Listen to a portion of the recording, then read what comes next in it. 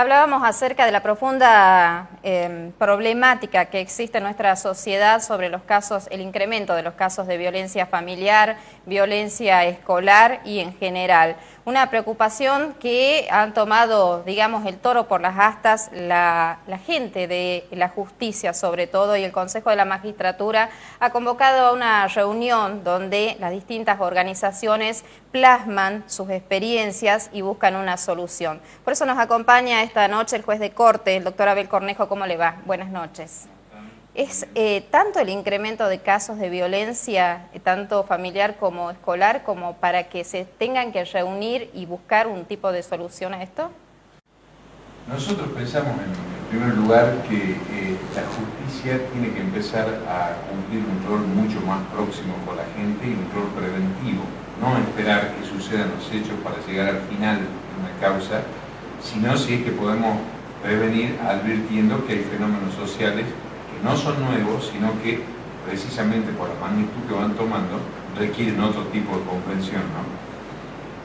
La Escuela de la Magistratura empezó a analizar muchas de las problemáticas sociales porque al ser el órgano encargado por la Constitución para capacitar, adiestrar y formar a los jueces, es necesario que los jueces estén imbuidos de toda esa problemática social. A partir del caso Yapur Alderete, cuando opera como una suerte de disparador para la sanción de la ley provincial de violencia familiar, se resolvió que todo lo atinente y concerniente a la violencia familiar pase al fuero de familia, que hasta ese momento a nivel país era un fuero sumamente considerable, distinguido por la calidad de sus jueces, por la eficiencia y por la atención que se brindaba a la gente que recurría con su problemática concreta allí. Luego de la sanción de la ley de violencia, ese fuero prácticamente ha quedado no solamente colapsado, sino como que ha desaparecido el fuero de familia. Doctor, la concientización está, la gente conoce el tema de la violencia familiar y sabe que tiene que denunciar. ¿Cuáles son los siguientes pasos que tiene que dar el Estado y la justicia? Por ejemplo, a través de la creación de nuevos juzgados. Bueno, la creación de juzgados de violencia familiar es una iniciativa legislativa que tuvo la Corte en el año 2010. Estamos esperando su urgente tratamiento, pero con eso no basta.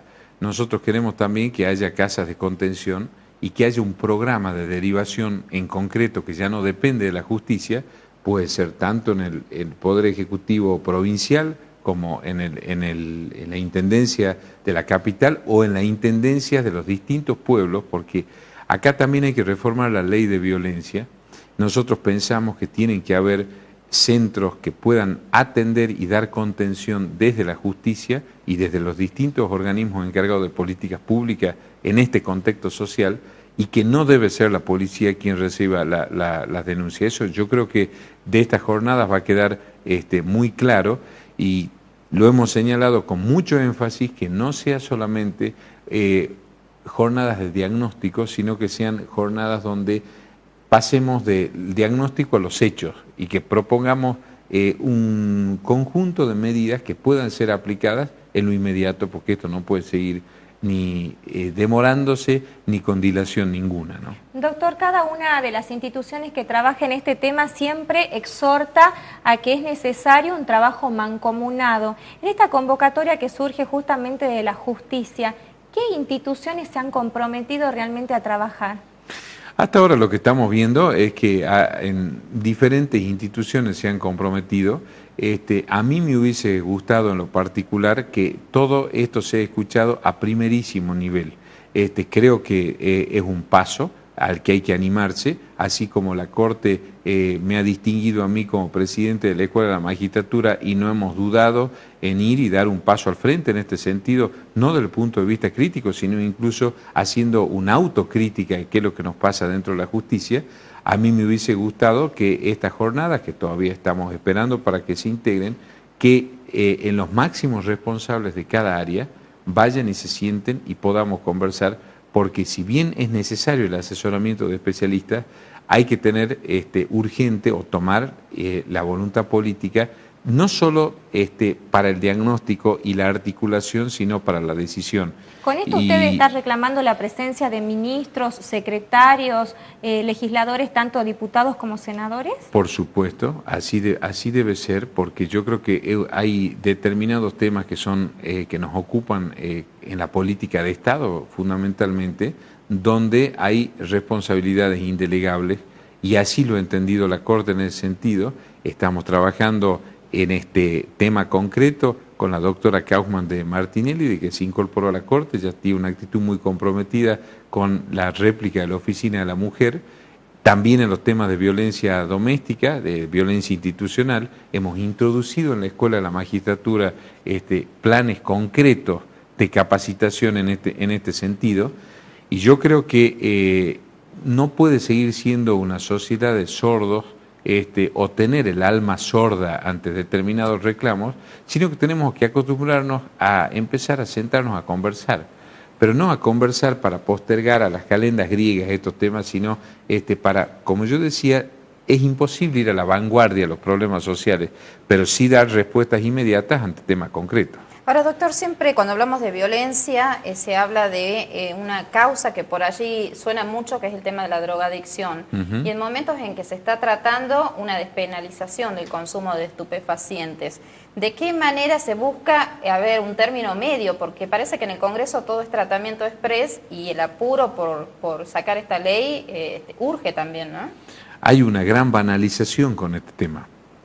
El tema de la despenalización de la droga, puesto en sociedad bajo ese título, inmediatamente levanta rechazos porque los niveles de consumo han subido en una forma exponencial y pavorosa en los últimos tiempos. Yo hace muchísimos años que vengo diciendo que esa liviandad con que se decía que la Argentina es un país de paso, es no entender los fenómenos que trajo la globalización. La globalización replicó fenómenos de otros lugares, derogando costumbres y prácticas sanas, entre otras cosas lo que tenía la vieja provincianía, lo que tenía la vieja educación pública argentina. Este es un país que se formó en base a la educación pública, y se han perdido muchas batallas y muchos terrenos, y hoy es una bomba que nos estalló en la mano. El problema del Paco es uno de ellos. Ahora, una cosa es eso, y no tener totalmente en claro que el problema de adicción y dependencia a las drogas es un problema de salud pública y de educación para la salud, que yo creo que en eso, en el ámbito provincial, hubo una muy buena comprensión en ese sentido.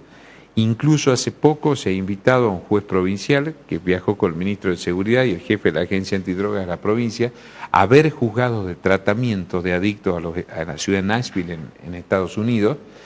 Pero yo siempre digo, un tema es la adicción y la dependencia a la droga y otra es el narcotráfico. El narcotráfico, si nosotros tuviésemos que calificar cuál es la lucha del narcotráfico en la Argentina en los últimos 15 años, no hubo un gobierno que haya tenido una medida acertada de impacto nacional. ¿Por qué? Porque se toma frívolamente el tema de la radialización, discutimos si es que la ley de derribo es imponer la pena de muerte en el cielo, no tenemos una política coherente en materia de zona de frontera, y por sobre todo no hay una discusión nacional sobre la seguridad. ¿Qué vamos a hacer con la seguridad? Ahora, doctor, ¿nuestro país social y culturalmente está apto para que se aplique una ley de estas características como es la despenalización de la tenencia de drogas? Lo que pasa es que, por eso yo digo que se toma con mucha banalización este tema. En los 15 años que yo fui juez federal de Salta, jamás le apliqué la pena a un adicto, y esto sucede en muchísimos juzgados federales. De hecho, no se imponen penas a los adictos a la droga. Con esto la despenalización parecería que se van a abrir bocas de expendio a mansalva por todas partes, y lo que no se dice es no sincerar el discurso. Es decir, primero tiene que haber una política educativa y preventiva muy firme a muchos años sobre qué es lo que queremos hacer. Después de eso, darle un adecuado tratamiento a las personas que están enfermas. El adicto es un enfermo, no es un enemigo. Y yo por ahí escucho en muchos programas de muchísimo rating que se dice que a través del adicto vamos a combatir el narcotráfico, lo cual es desconocer absolutamente el tema. Lo único que provoca eso es que haya una suerte como de apología a la adicción. En cambio, no discutimos qué es lo que está pasando con nuestras fuerzas de seguridad, si es que tiene que haber una sola fuerza encargada, qué tipo de controles hay en ese sentido. No hablamos sobre productos y precursores químicos que produce nuestro país y van al exterior. Y entonces cada tanto aparece este tema que, como yo digo, de una forma banal. A mí me parece muy bien que se llame un debate en cada una de las provincias a ver qué pensamos, entre otras cosas porque, por ejemplo, la realidad de Salta no es la del conurbano bonaerense ni de cerca. Y además sinceremos también que cuando se quiere ganar muchas veces rating o espacio en los medios, se dice porque el problema de la seguridad en forma genérica. Hay distintos mapas del delito en el país y distintas problemáticas criminales que no se las tratan con el abordaje que debe tomársela. Yo creo que este es un tema que no es para la faja agonal de la política, para la lucha de campaña, sino para que haya acuerdos de gobernabilidad y políticas de Estado en el tiempo que nos permite superar un problema que yo diría que hoy por hoy es un problema que nos debe preocupar profundamente. Ahora, hay un descuido total en cuanto a políticas en contra del narcotráfico en todo el país. La situación en nuestra provincia, que es una provincia de frontera, ¿cuál es? Porque tenemos legisladores nacionales que están apoyando este proyecto del gobierno nacional y diciendo por acá no pasa nada. En primer lugar, yo, por ejemplo, creo, se habla de la creación de un juzgado en Tartagal, no se habla de la creación de otro tribunal oral criminal en Salta, en el orden federal, que es mucho más que urgente, por lo menos 2 salas más. No se habla de la creación de por lo menos 2 juzgados federales más en la ciudad de Salta, pero Salta no es la ínsula barataria del Quijote. Si bien es cierto que es una provincia que limita con 3 naciones y tiene una frontera amplísima de más de 700 kilómetros cuadrados, entonces lo que hay que ver es, en el marco de un contexto de política de frontera, qué es lo que se quiere hacer, qué es lo que no se dice. Ahí es donde yo siempre señalo que el tema de la radarización no es ver luces de colores como pasa, sino que la radarización tiene que adoptarse como política de Estado, si es que va a haber una política de derribo o no. El presidente Lula de Brasil, que es un obrero surgido en Pernambuco, ha sido el presidente más eficiente en lucha contra el narcotráfico, porque lo tomó como una política de Estado. Y eso repercutió directamente en el desarrollo exponencial que tuvo la economía brasileña en los últimos años y colocarlo a Brasil dentro del concierto de las naciones como organizador de un mundial de fútbol, como una próxima visita del Papa, como que puede ser un organizador de los Juegos Olímpicos, más todas las inversiones que atrae el problema de un país que tenga seguridad propiamente dicha, más seguridad jurídica, ¿no? Las 2 cosas. Doctor, hablamos de seguridad jurídica. ¿Qué garantías le da hoy día la justicia salteña a cada uno de los ciudadanos en cuanto al trabajo que está haciendo de cara a la gente? Es una interesante pregunta esa. Yo creo que la seguridad jurídica en Salta, valga la redundancia, está asegurada, pero nosotros debemos trabajar por esa seguridad jurídica.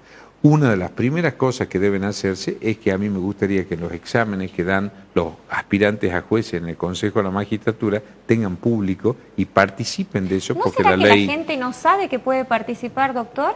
Bueno, es uno de los grandes temas que como política comunicacional la justicia tiene que arreglar. Ahora vamos a iniciar el diseño de un nuevo plan estratégico de la justicia y yo creo que en materia comunicacional la justicia tiene que ayornarse, modernizarse y empezar a tener un rol diferente que el que tuvo hasta ahora, así como estamos haciendo esta jornada sobre violencia intrafamiliar, sobre violencia doméstica, debe empezar a involucrarse más en temas sociales que a la gente le preocupan. ¿Hay un retardo en la justicia o no? Yo creo que sí. Yo creo que sí, porque además eso impone también un nuevo modelo de gestión judicial. La justicia esa tradicional de que los jueces hablaban por sus sentencias, todo eso queda muy lindo para las anécdotas universitarias, no para la realidad social. Hoy la justicia es una demanda social hay una necesidad de la gente de sentir que hay una respuesta rápida, a que hay una decisión. Y para eso yo creo que también hay que volver a interesar a que los abogados quieran ingresar a la justicia, porque hay una baja muy significativa de la cantidad de aspirantes a los concursos a juez, por lo menos en los últimos 5 años, ¿no? Ahora, doctor, en los últimos tiempos hubo marchas, hay marchas todos los viernes pidiendo la aceleración de algunas causas específicas. ¿Hay una respuesta para ellos? Claro que hay respuesta. Lo que pasa es que también hay parte del conocimiento que ahora en los planes de educación de la Escuela de la Magistratura lo estamos empezando a impartir, porque hay que distinguir una cosa: si es que son realmente los jueces que se demoran o si hay una debida promoción e instar las acciones e instar los procesos de parte del Ministerio Público. No se olvide que se ha reformado recientemente el Código Procesal Penal de la provincia, precisamente con el claro sentido de agilizar los procesos penales. Entonces los jueces ahora van a pasar a ser jueces de control de las garantías constitucionales, pero quienes tienen que instar las causas penales por constitución y por ley son los fiscales que dependen del Ministerio Público, o sea que son las dos cosas. Esto no es para sacar responsabilidades, sino es para decir las cosas tal como son. Doctor Abel Cornejo, juez de corte, presidente de la Escuela de la Magistratura del Poder Judicial, le agradecemos su presencia. Seguramente lo estaremos convocando cuando termine este plan de políticas públicas que conformará el equipo interdisciplinario de violencia. Bueno, muchas gracias a ustedes. Nosotros nos vamos a una pequeña pausa y ya volvemos.